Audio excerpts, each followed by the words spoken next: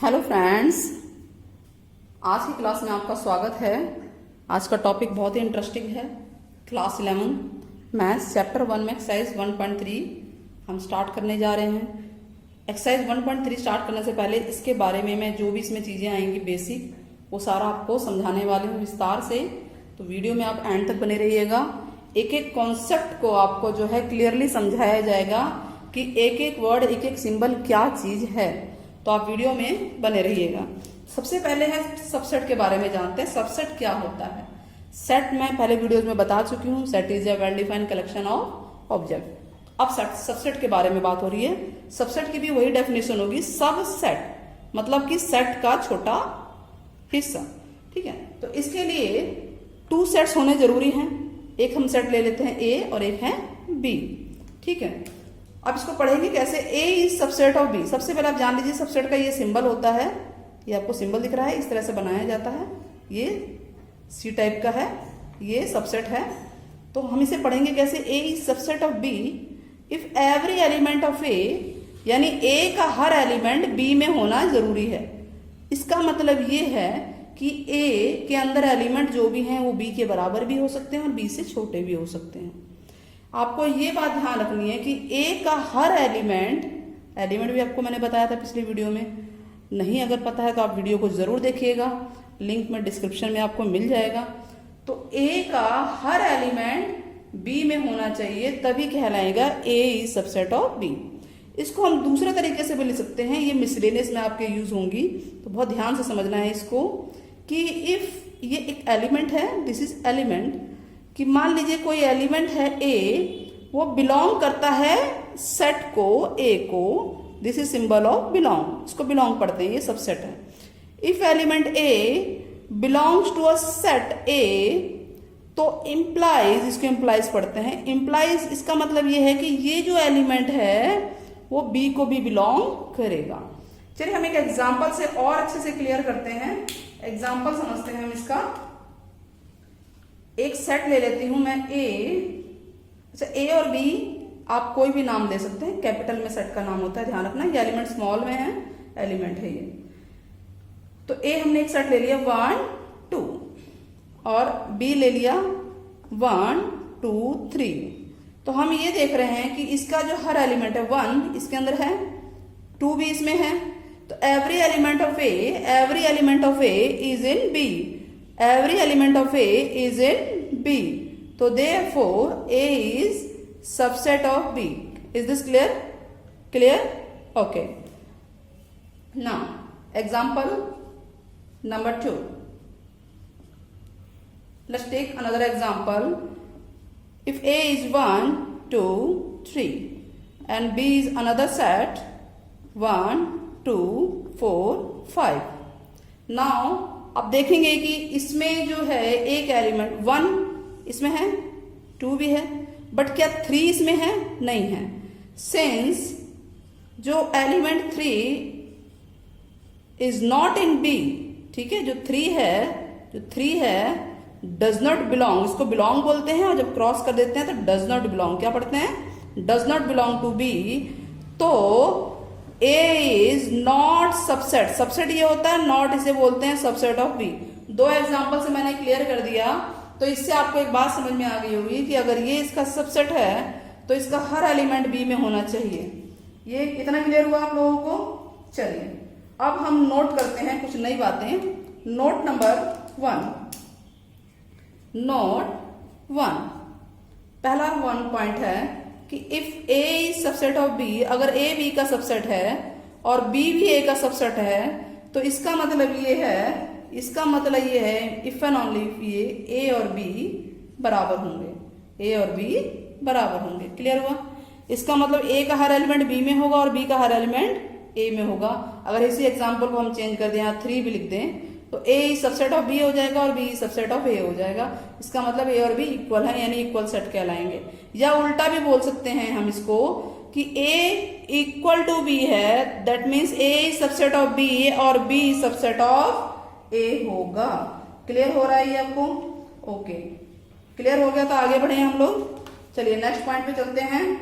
Now note number 2, जिस तरह से 5 किसी भी सेट का एलिमेंट होता है, वैसे ही फाइव सबसेट भी हो सकता है every. Five is subset of every set. Every set क्योंकि ये नल सेट होता है इसलिए हर सेट का ये सबसेट हो सकता है।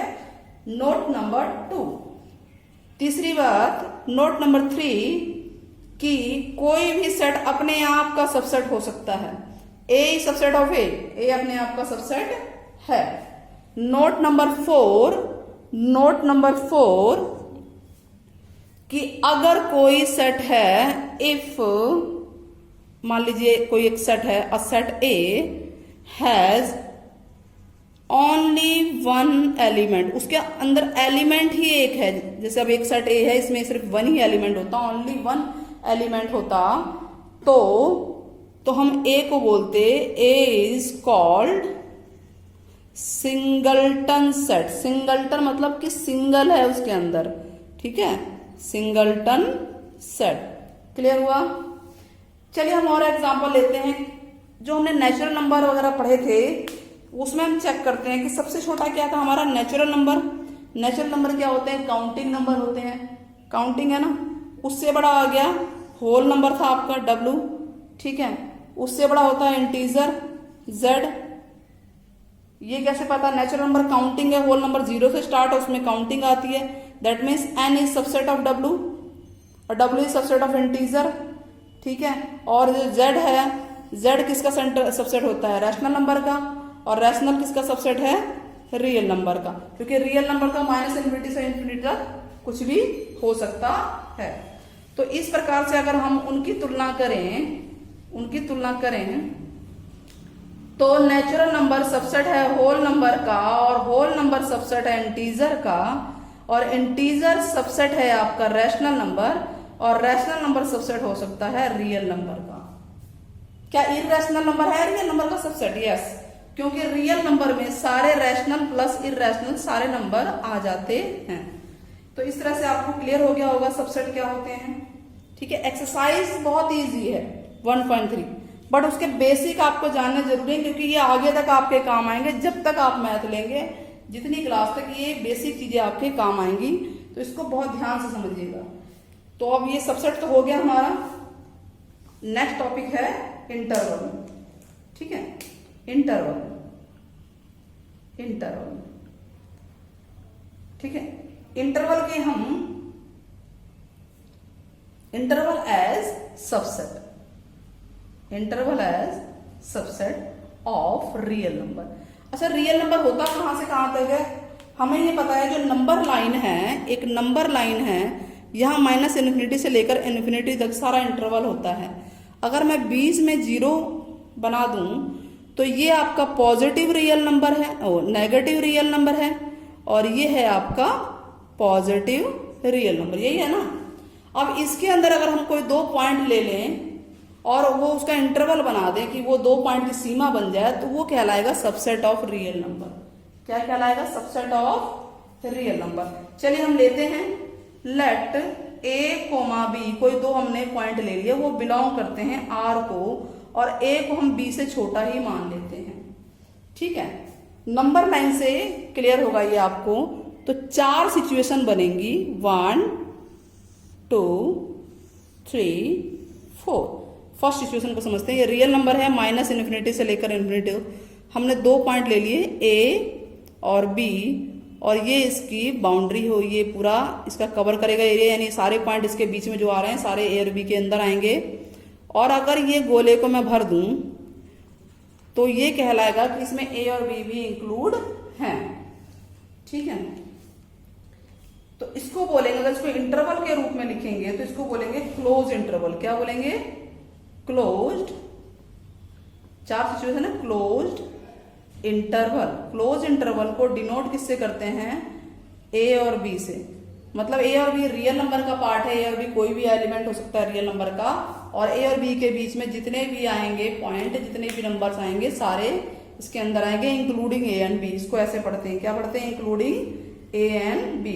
तो यानी क्लोज इंटरवल A B, और किसी का भी क्लोज इंटरवल शो करना है तो ऐसे करेंगे, क्लोज इंटरवल। और अगर उसे नंबर लाइन पे शो करना है तो नंबर लाइन पे इस तरह से शो करेंगे, और दोनों सर्कल्स को भर दिया जाएगा। अच्छा, इसको अगर आप वर्ड फॉर्म में लिखना है आपको, ठीक है, सेट करना है आपको, तो इसको आप इस तरह से लिखेंगे ए और बी को कि x सच दैट, ठीक है, x belongs to real number. x किसको बिलोंग कर रहा है? रियल नंबर को, ठीक है। और x की सीमा क्या है? a और b, और a और b के बीच में आता है ये x, कोई भी नंबर, और a और b भी उसमें इंक्लूड है, यानी इसको क्लोज इंटरवल को लिखना है तो इस तरह से लिखा जाएगा। अब मान लीजिए ओपन इंटरवल को लिखना है तो कैसे लिखेंगे? ओपन इंटरवल वही a और b दो पॉइंट हैं, तो इनके बीच के सारे एलिमेंट आएंगे, बट a और b नहीं आएगा क्योंकि इनको मैंने भरा नहीं है, ठीक है। तो इसको क्या बोलते हैं? Open interval. क्या बोलते हैं इसे? Open interval. और डिनोट ऐसे करते हैं a और b से। सिंबल देखिए, क्लोज का ये सिंबल है और ओपन का ये है। और इसको लिखेंगे कैसे? x such that, x y कुछ भी मान सकते हैं, x मान लीजिए कोई पॉइंट a और b के बीच में x आता है, तो x यानी रियल नंबर को तो बिलोंग करता ही है, और x a और b के बीच में आ रहा है, लेकिन a और b इंक्लूड नहीं है, इसलिए इक्वल नहीं लगाया गया। इन दोनों में डिफरेंस समझ में आया? एग्जाम्पल करते जाएंगे और समझ में आता जाएगा। तीसरा है सेमी ओपन या सेमी क्लोज्ड भी बोल सकते हैं उसको हम, semi open interval. Semi open क्या होते हैं? एक तरफ से बंद है, एक तरफ से खुला है, यानी कि ये a से मान लीजिए बंद है और b से खुला हुआ है, और a b के बीच में सारे आएंगे। तो यानी जिस तरफ से बंद है उस तरफ से ये सिंबल आएगा, और जहां से खुला है उस तरफ ओपन का सिंबल आएगा, ठीक है। अब मान लीजिए ये a से खुला हुआ है, a शामिल नहीं है, a इंक्लूड नहीं है, a और b के सारे एलिमेंट आ रहे हैं, लेकिन b इंक्लूड है, a इंक्लूड नहीं है, तो इसको हम लिखेंगे जहां से ओपन है, a से ओपन है और b से क्लोज है। अच्छा, इस तरह से वर्ड प्रॉब्लम में कैसे लिखते हैं? x such that x belongs to real number, यानी x इनके बीच में कोई एलिमेंट है, x इनके बीच में कोई एलिमेंट है, ठीक है। ये क्लोज है तो इस तरफ क्लोज इक्वल लगा देंगे, जब इधर क्लोज होगा तो इस तरफ लगा देंगे नेक्स्ट वाले में। इतनी बात क्लियर हो गई इंटरवल की? क्लियर हो गई। अब b माइनस ए, कोई भी इंटरवल हो, b माइनस ए क्या होती है? इनकी लेंथ कहलाती है, ठीक है। तो इसको नोट डाउन कर लीजिए। लेंथ ऑफ एनी इंटरवल, चार तरह के इंटरवल आ गए हमारे पास।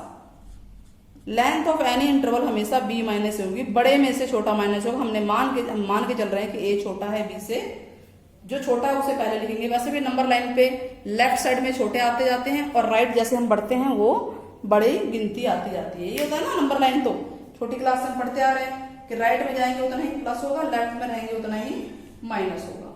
दो क्लियर हो गया, सबसेट और इंटरवल। चलिए अब पावर सेट समझते हैं।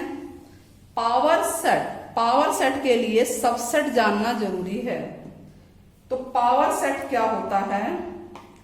नेक्स्ट पॉइंट है पावर सेट।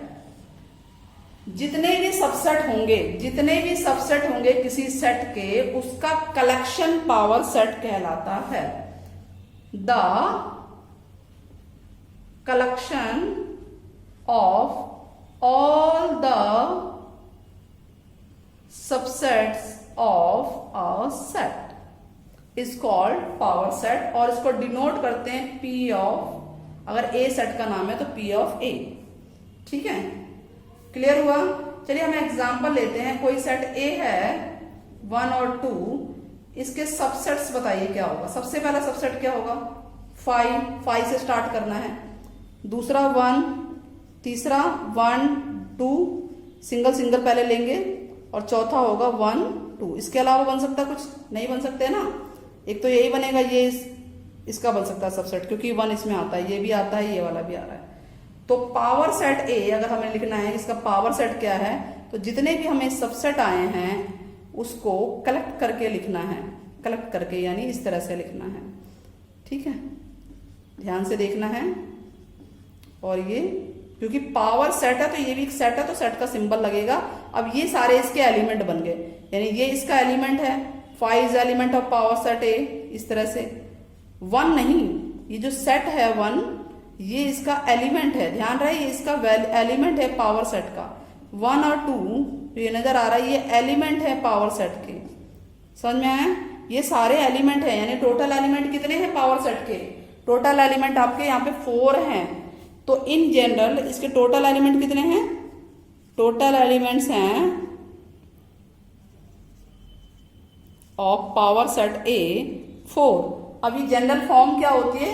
अगर किसी भी पावर सेट का एलिमेंट निकालना है, n मतलब number of element of power set, आपको पता लगाना है, बड़ा ब्रैकेट लगा लेते हैं, तो वो होता है 2 की पावर m। m मतलब कि जितने भी अंदर a सेट के एलिमेंट है, अगर ये 2 हैं तो 2 की पावर 2 यानी 4 हो गया। अगर ये 3 होते तो 2 की पावर 3 यानी कि 8 आता। अगर यहाँ 4 होता तो 2 की पावर 4 यानी कि 16 आते। टोटल एलिमेंट पावर सेट में 16 आते। ये बहुत ध्यान से ये 1 नंबर में पूछ सकते हैं, छोटे छोटे क्वेश्चन हैं और ये आगे जाके आपके बहुत काम आएंगे। बेस बिल्कुल इस समय आपका स्ट्रांग हो जाएगा। अगर आप वीडियो को ध्यान से देखेंगे तो आपका कोई पॉइंट नहीं छूटेगा इसके अंदर ना। यूनिवर्सल सेट क्या होता है एग्जांपल से समझ लेते हैं इसको भी। यूनिवर्सल सेट मान लीजिए कोई सेट ए ले लेते हैं 1 2, बी ले लेते हैं 2 3 और एक यूनिवर्स ले लेते हैं 1 2 3 4 5। तो हम ये देख रहे हैं कि ये जो ए है वो भी यूनिवर्सल इसका सबसेट है यूनिवर्स यू का, और बी भी सबसेट है यू का। तो कोई भी बाकी सारे जो सेट हैं वो इसके सबसेट हैं। तो हम ये कह सकते हैं कि जो यू है वो यूनिवर्सल सेट है। यूनिवर्स क्या होता है? ब्रह्मांड, जो अपने आप में सबको संभाले। तो ठीक वैसे ही ये सेट जो है अपने आप में सबको समा रहा है, यानी हर सेट के एलिमेंट इसके अंदर आ रहे हैं। तो you is universal set. Clear हो गया? यूनिवर्स वर्ड से पकड़िए, ब्रह्मांड वर्ड से। तो ये इस तरह से हमने ये एक्सरसाइज 1.3 में सबसेट आएगा, पावर सेट आएगा और इंटरवल आएंगे और यूनिवर्स सेट आएगा। चलिए 1.3 अब करते हैं। 1.3 देखिए फर्स्ट क्वेश्चन है ओरल। अब क्वेश्चन लिखने में टाइम लगेगा तो फिलहाल मैं ओरल इसको आपको दिखा देती हूँ, बुक को देख के आप सॉल्व कर सकते हैं। पहला क्वेश्चन है make correct statement by filling in the blanks, कि सबसेट है या सबसेट नहीं है। ये सिंपल है ना, सबसेट है या सबसेट नहीं है। तो हम पहला पढ़ते हैं क्वेश्चन 2 3 4 और इधर क्या है 1 2 3 4 और 5। तो 2 इसमें आता है, 3 भी आ रहा है, इसमें 4 भी आ रहा है। तो सबसेट है कि नहीं है? सबसेट है। तो आप सबसेट का सिंबल लगा देंगे बस इसमें। नेक्स्ट में ए बी सी और यहाँ बी सी डी। तो ए इसमें नहीं है, बी और सी तो है इसमें, तो ये सबसेट नहीं है। ठीक है, तो इस तरह से रोस्टर फॉर्म में सारे बना लेंगे। Student of class 11th in your school, आपके स्कूल में 11th क्लास के बच्चे और आपके स्कूल में बच्चे। तो आपके स्कूल में जो 11th क्लास के बच्चे हों तो आपके स्कूल में ही माने जाएंगे ना। तो ये इसका सबसेट है। क्लियर हुआ? A circle in a plane, एक प्लेन में circle. A circle in the plane with radius unit. अब एक प्लेन में सर्कल की लेंथ कितनी भी हो सकती है, लेकिन यहाँ पर डिफाइन कर दिया 1 यूनिट से ज़्यादा नहीं होनी चाहिए रेडियस। तो ये इसका सबसेट नहीं हो सकता है, क्योंकि यहाँ पे तो ये रेडियस 2 यूनिट का भी हो सकता है, 3 का भी हो सकता है, 4 का भी हो सकता है, सर्कल कितना भी हो सकता है। बट इसमें जो है 1 यूनिट से ऊपर नहीं जाएगा। दैट मीन्स कि ये first part is not subset of second part. अगला क्या है? ये ट्रायंगल इन अ प्लेन और ये कह रहा है रेक्टेंगल इन अ प्लेन। ठीक है, ट्रायंगल इन अ प्लेन और रेक्टेंगल इन। ट्रायंगल और रेक्टेंगल दो अलग चीजें हो गई। तो ट्रायंगल रेक्टेंगल में नहीं आएगा, तो क्या सबसेट होगा? नहीं होगा। क्लियर हो रहा है? ठीक है। इक्विलेटरल ट्रायंगल है, सेम प्लेन और ट्रायंगल। इक्विलेटरल ट्रायंगल ही है, तो ये इसका सबसेट हो सकता है। इवन नेचुरल नंबर और इंटीजर के अंदर सारे नेचुरल नंबर आते हैं, इवन हो चाहे ऑड हो, तो ये सबसेट है। इतनी बात क्लियर है? ठीक है। अब ये स्टेटमेंट ट्रू और फॉल्स है, ये आप खुद करके देखिएगा। मैं आगे इसको बताती हूँ।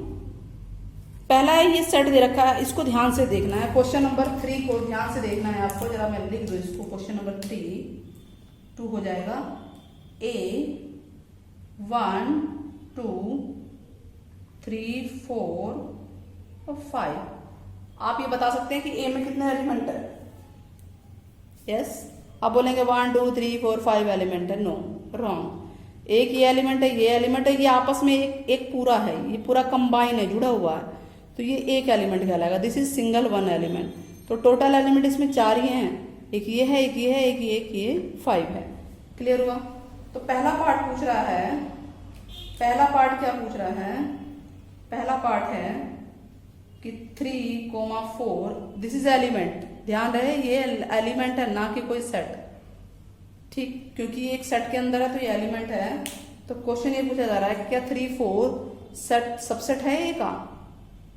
है नहीं। क्यों?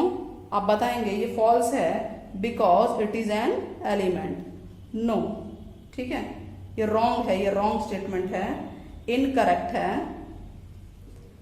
Because 3 4 is element. एलिमेंट इसको ऐसे बनाते हैं ना, एलिमेंट ऑफ ए, या थ्योरेटिकल लिख सकते हैं it is an element of A. अच्छा, सेकंड पार्ट यही बोल रहा है कि 3 4 क्या इसको बिलोंग करता है, ए को बिलोंग करता है?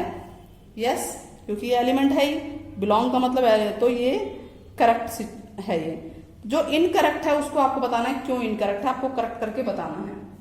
ठीक, क्वेश्चन नंबर इसका थर्ड पार्ट है 3 4 और इस पे भी ये लगा दिया। अब ये जो लगाई ये सेट का सिंबल है, ध्यान दें ये वन एलिमेंट है, लेकिन जैसे ही हम वन पे हम ये सिंबल लगा देते हैं तो ये सेट बन जाएगा।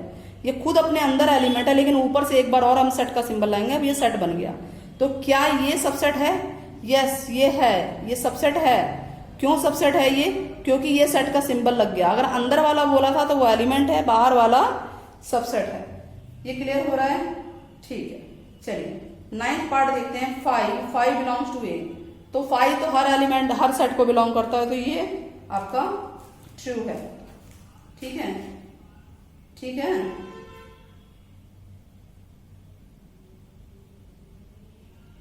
नहीं, फॉल्स, ये बिलोंग का सिंबल है ना, 9th क्वेश्चन। ठीक है, तो ये रॉन्ग है, बताएंगे because it is a set और ये इसको बिलोंग नहीं करेगा, तो ये रॉन्ग है। नाउ नेक्स्ट 10th पार्ट है। 10th पार्ट है 5 सबसेट ऑफ ए, तो ये तो ट्रू है। 11th पार्ट बीच बीच में से करा दिए हैं मैंने। तो अगर 5 को हम सेट के रूप में लिख दें ऐसे, और ये तो रॉन्ग है। ठीक है, क्योंकि 5 खुद सेट बिलोंग करता है, इस तरह से हम इसको नहीं लिखते हैं। तो इस तरह से थर्ड पार्ट हमारा हो गया है, क्लियर हो गया थर्ड पार्ट। चलिए नेक्स्ट पार्ट करते हैं हम लोग। नेक्स्ट पार्ट क्या है? सबसेट बताने हैं। तो सबसेट मैंने आपको अभी एग्जांपल से ही बता दिया है। ए के सबसेट क्या आएंगे? एक 5 आएगा और एक ए आएगा, यानी टोटल 2 सबसेट होंगे।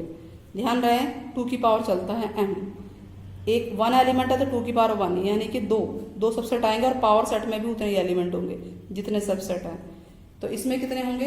इसके सबसेट बनाइए 5, एक ए और एक बी और एक ए बी। ठीक है, क्लियर हो गया? ठीक है, क्वेश्चन नंबर 5 कराते हैं, 4 हो जाएगा आपसे। ये कह रहा है कि ए जो पावर ऑफ ए में कितने एलिमेंट होंगे? पावर ऑफ ए में एलिमेंट 5 तो होता ही है ना, तो कितने एलिमेंट होंगे?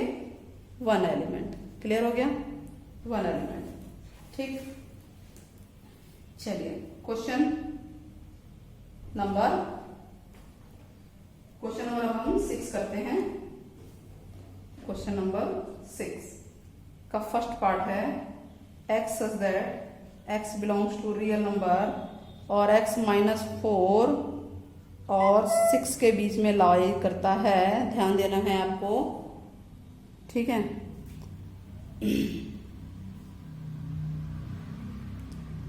ध्यान देना है इसको।